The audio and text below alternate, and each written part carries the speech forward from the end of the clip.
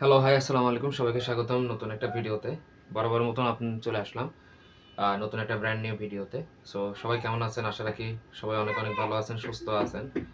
আশেপাশের আপনাদের যারা আত্মীয়স্বজন থেকে শুরু করে পাড়া প্রতিবেশী, আপনজন সবাই নিশ্চয়ই অনেক অনেক অনেক ভালো আছেন। 2025 সালটা কীভাবে যাচ্ছে, কেমন যাচ্ছে আশা করি সুন্দর করে জানাবেন।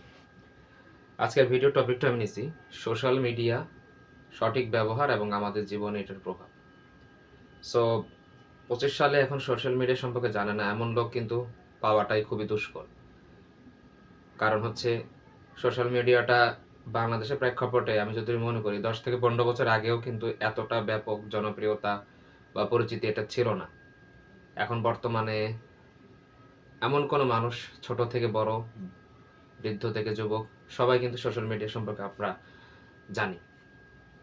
তবে সোশ্যাল মিডিয়া যেমন প্রত্যেকটা জিনিসের ভালো দিক রয়েছে, প্রত্যেকটা জিনিসের খারাপ দিক রয়েছে। সোশ্যাল মিডিয়া বলতে আমরা এ টু জেড যেমন ফেসবুক থেকে শুরু করে ইনস্টাগ্রাম, তারপরে হচ্ছে আপনার এখন এক্স আছে, টুইটারের পরবর্তী যে নামটা হয়েছে, ইউটিউব আছে এবং অন্যান্য যে টিকটক সহ যে প্ল্যাটফর্মগুলো আছে সবগুলোতে। এবং আমরা সবাই জানি যে আমরা অনেকেই আছি এটাতে মোটামুটি টুকটাক কিছু করার চেষ্টা করতেছি, কারণ আমরা জানি যে কন্টেন্ট ক্রিয়েটর হওয়া যায় বা একটা সুযোগ রয়েছে। তবে আজকে এই টপিক নিয়ে কোনো কথা বলতে চাই না। আজকে আমার কথা বলার বিষয় হচ্ছে আপনি যে সোশ্যাল মিডিয়া ব্যবহার করতেছেন সঠিকভাবে কি ব্যবহার করছেন নাকি মানুষের জন্য ক্ষতিকরভাবে ব্যবহার করছেন, এটা কিন্তু নিজের বিবেকের কাছে প্রশ্ন করবেন। এখন সোশ্যাল মিডিয়াটা এখন আমার কাছে মনে হয় যে বর্তমান পৃথিবীতে অন্যতম ভয়ানক একটা অস্ত্র। মানে মানুষকে ঘায়েল করার জন্য, মানুষকে অপদস্থ করার জন্য, মানুষকে অপমানিত করার জন্য সোশ্যাল মিডিয়ায় যথেষ্ট। এখন আমরা দেখতে পাচ্ছি অনেককে ভাইরাল করে দেওয়া হয়, তার ব্যক্তিগত ছবি, তার ব্যক্তিগত মেসেজ থেকে শুরু করে তার ব্যক্তিগত যে কোনো টপিক আমরা স্ক্রিনশটগুলা বা যেগুলো জিনিসগুলো ব্যক্তিগত একান্ত সেগুলো কিন্তু আমরা ভাইরাল করে তাকে হেনস্থা করে বা অপদস্থ করে মনে হচ্ছে আমরা অনেক বড় কোনো কিছু করে ফেলেছি। দেখেন, একটা বিষয় আমার কাছে যেটা মনে হয়, আপনি যে মেয়েটাকে ভাইরাল করে বা তার মেসেজ বা তার হচ্ছে স্ক্রিনশটগুলো প্রকাশ করে মনে হচ্ছে তাকে অপদস্থ করে যাচ্ছেন, তো আপনার পদক্ষেপটা একদিক দিয়ে মোটামুটি ঠিক আছে, কিন্তু মানুষ তো শুধরাচ্ছে না। মানুষ কিন্তু শুধরাচ্ছে না। বর্তমান বাংলাদেশের প্রেক্ষাপটে সামাজিক অবক্ষয়টা এত পরিমাণ নিচে নেমে গেছে যে এটা কিন্তু আপনি শুধরাতে পারবেন না বা এককভাবে শেষ করতে পারবেন না। সো আমরা সোশ্যাল মিডিয়া ব্যবহার করব মানুষের ভালোর দিকের জন্য। মানুষ দেখা যায় কি ভালো একটা জিনিস কিন্তু শেয়ার করতে চায় না। যে জিনিসটা শেয়ার করলে 10 এর উপকার হবে, দেশের উপকার হবে এমন একটা জিনিস কিন্তু আমরা শেয়ার করতে চাই না। আমরা এমন জিনিস শেয়ার করতেছি যেটার আসলে কোনো ভ্যালু নাই। এডুকেশনাল থেকে শুরু করে সোশ্যাল কোনো ভ্যালু নাই। এমন জিনিসগুলা কিন্তু আমরা লক্ষ লক্ষ কোটি কোটি শেয়ার করে মানে একটা অবস্থা করে ফেলতেছি।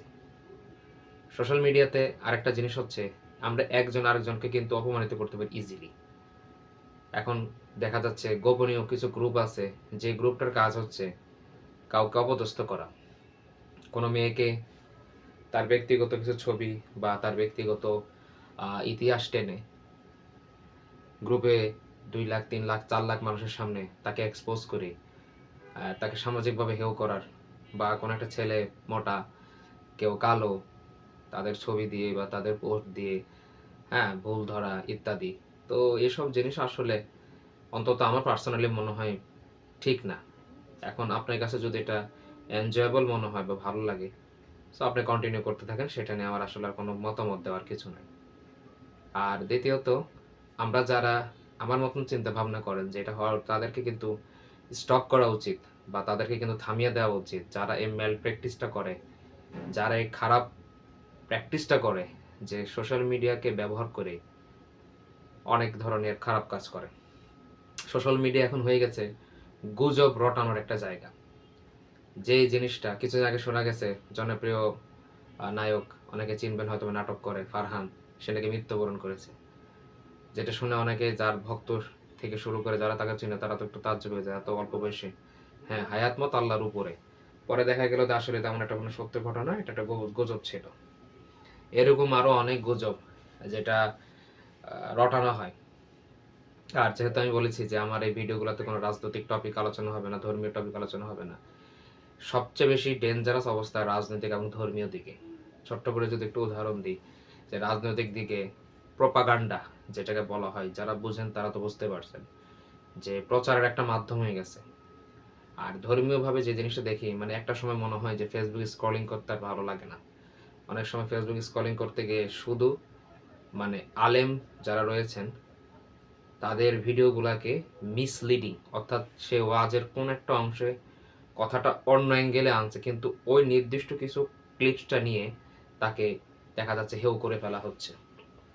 সো এই জন্য খুব ভয় লাগে যে আমি মাঝে মাঝে নিজেও ভিডিও বানাই, যে আমার মুখ থেকে কোনোদিন কোনো বেফাস কথাবার্তা বের হয়ে গেল কিনা, বা আমার ভিডিওতে আমি এমন কোনো কথা বলে ফেললাম যেটার কারণে হয়তো বা আমিও সামাজিকভাবে হোক, বিভিন্নভাবে হোক, মানসিকভাবে হোক হেয় প্রতিপন্ন হয়ে যেতে পারি। সো সোশ্যাল মিডিয়া আমাদের লাইফে এমনভাবে জড়িয়ে আছে, ভালো কাজে ইউজ করি, মানুষকে সচেতন করার জন্য যতটুকু ইউজ করা যায় আসলে সবাই আমরা এভাবে ইউজ করি।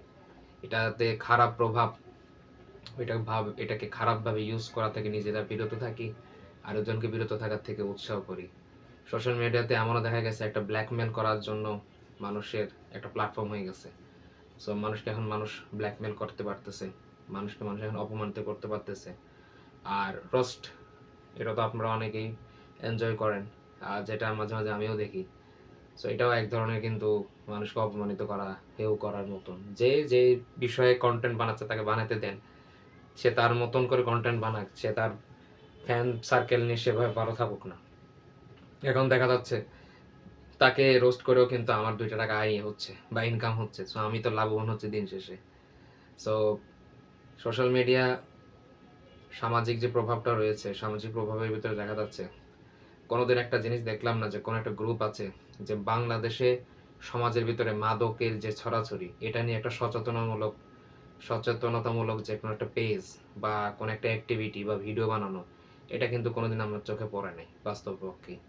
এটা নিয়ে কিন্তু কথা বলার এখনো সময় আছে, সময় চলতেছে বা সময় চলে যাচ্ছে, নাহলে একটা সময় সমাজে এমন অবস্থা হবে যে আমরা এটা আর ঠিক করতে পারবো না।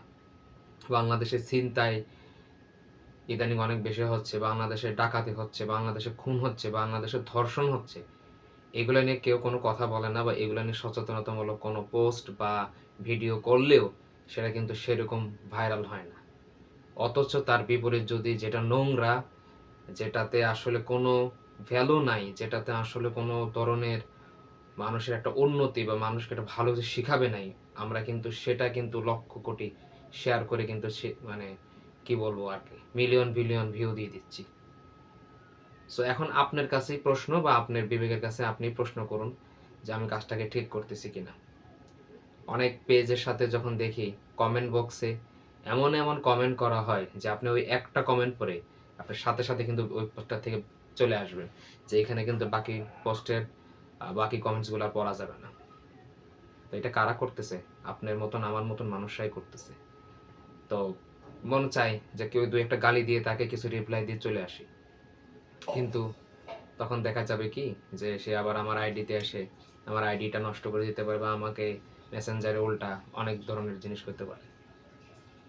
সো আসুন সবাই, সোশ্যাল মিডিয়া ছাড়া আমরা জানি আমাদের জীবন চলে না বললে হবে না, তবে দরকার। দিন দুনিয়ার খবর থেকে শুরু করে বন্ধু বান্ধব আত্মীয় স্বজনের সাথে যোগাযোগ, তাদের লাইফের কিছু মোমেন্ট দূরে থাকলেও দেখতে পারা, অনেক কিছুই আছে, ভালো জিনিসের শেষ নেই। এখন যখন সোশ্যাল মিডিয়ার এই যে এত ব্যাপক, সেটা 2010 সালের দিকেও কিন্তু এত ব্যাপক ছিল না। বর্তমান আজকে 14 থেকে মোটামুটি 14 বছর পর, 15 বছরের কাছাকাছি বয়সে এটা এত পরিমাণ একটা ব্যাপক আকারে ধারণ করেছে। এটার থ্রুতে কিন্তু অনেকে কন্টেন্ট ক্রিয়েটর হয়ে লক্ষ লক্ষ কোটি টাকার মালিক হয়ে যাচ্ছে। এটার থ্রুতে কিন্তু অনেক ভালো ভালো কাজ হচ্ছে। অনেক ইউটিউবের যে চ্যানেলটার ইনকামটা হয় সেখান থেকে তারা কিন্তু অনেক ভালো ভালো কাজে লাগাচ্ছে। সো ভালো কাজ যে হচ্ছে তা কিন্তু না, মানে ভালো কাজ যে হচ্ছে না তা কিন্তু না, তবে এর আড়ালে খারাপ কাজগুলা কিন্তু আমাদেরকে থামিয়ে দিতে হবে, বা আমরা যেন না করি। এবং অবশ্যই আপনার চোখের সামনে যদি এমন কোনো পোস্ট দেখেন যেটা আসলে নিজের কাছে বিব্রতকর লাগে, এটার ভিতরে নোংরামি আছে, উচ্ছৃঙ্খলা টাইপের জিনিস থাকে, সাথে সাথে কিন্তু রিপোর্ট করে দেবেন। বা ধর্মীয় উগ্রমূলক অনেক কিছুই আছে, সেটার সাথে সাথে কিন্তু আপনার দায়িত্ব নৈতিক এটা রিপোর্ট করে দিয়ে সেটা ফেসবুক কর্তৃপক্ষ হোক বা ইউটিউব কর্তৃপক্ষকে জানানো। সো আসুন সবাই সোশ্যাল মিডিয়া পরিবেশটা সুন্দর করি, সচেতনভাবে ভালোভাবে সোশ্যাল মিডিয়াগুলো চালাই, নিজে ভালো থাকি, অপরকেও ভালো থাকার বা ভালো রাখার চেষ্টা করি। আজ এই পর্যন্তই। আশা রাখি আপনারা আমার এই আজকের কথাগুলোর থেকে যতটুকু বুঝতে পেরেছেন, উপকৃত হবেন আশা রাখি। আর আমার ইউটিউব চ্যানেলটা যারা এখন সাবস্ক্রাইব করেন নাই, ছোট্ট করে সাবস্ক্রাইব করে দিয়ে আমার পাশে থাকবেন। ততক্ষণ নেক্সট,